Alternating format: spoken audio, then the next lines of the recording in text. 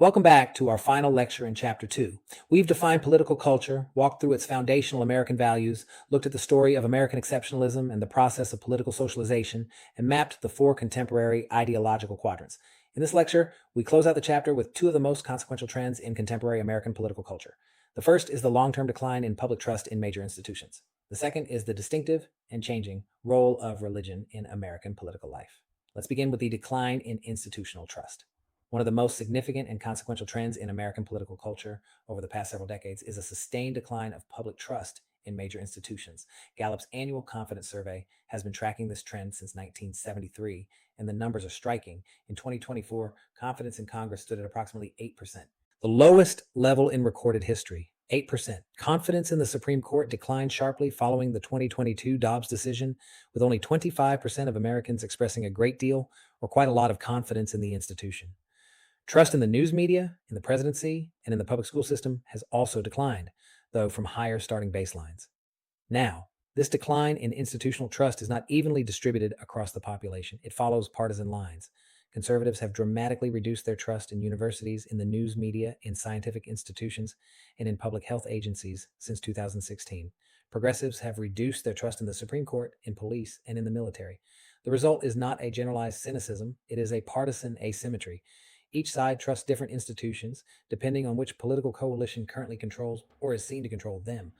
And that itself is a profound change in American political culture because it means there's no longer a set of shared trusted institutions on which Americans of different political views agree.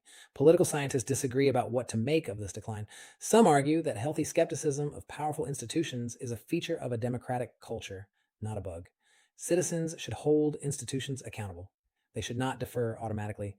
Others, though, warn of a deeper problem. When citizens do not share a common set of trusted institutions and information sources, the shared epistemic foundation of democratic deliberation begins to erode. The capacity to disagree about values while agreeing on facts, the capacity is what makes democratic politics possible, and it has come under serious strain. That erosion was visible in the disputes over the results of the 2020 presidential election. A significant portion of the population rejected the findings of state election officials. They rejected the findings of the courts. They rejected the findings of the Department of Homeland Security's Cybersecurity and Infrastructure Security Agency, CISA, which declared the election the most secure in American history.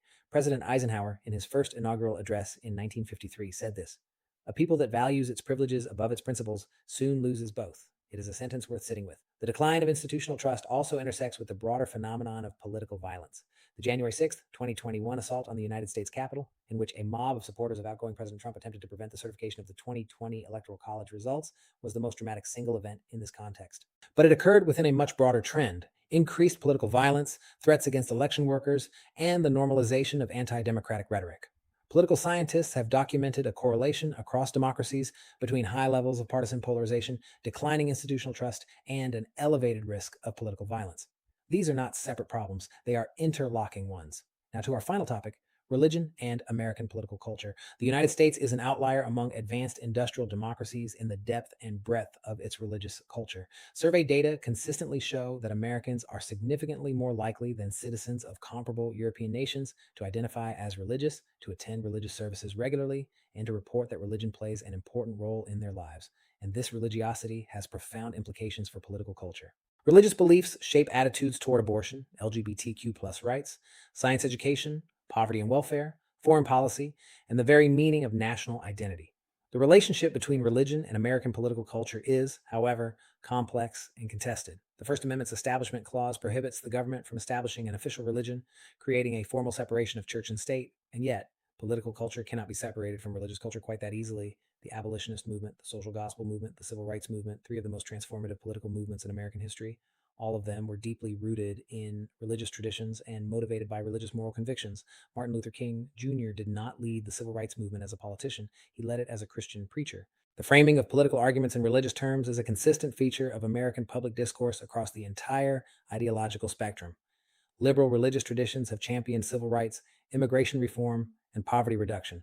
Conservative religious traditions have championed opposition to abortion, opposition to LGBTQ plus rights, and what they characterize as the defense of religious liberty. Now, a 2026 update on religion.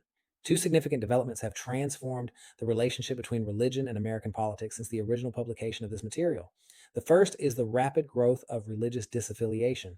Pew Research Center data show that the share of Americans identifying as Christian declined from 75% in 2015 to approximately 63% by 2023, while the religiously unaffiliated, sometimes called the nuns, grew to nearly 30% of the population. This trend has significant political implications because religiously unaffiliated Americans vote overwhelmingly Democratic.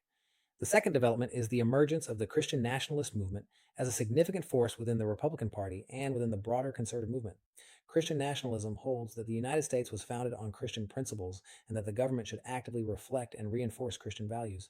Scholars like Andrew Whitehead and Samuel Perry, in their book Taking America Back for God from 2020, have documented the spread of Christian nationalist beliefs and their relationship to support for authoritarian leadership and to opposition to pluralism and democratic norms.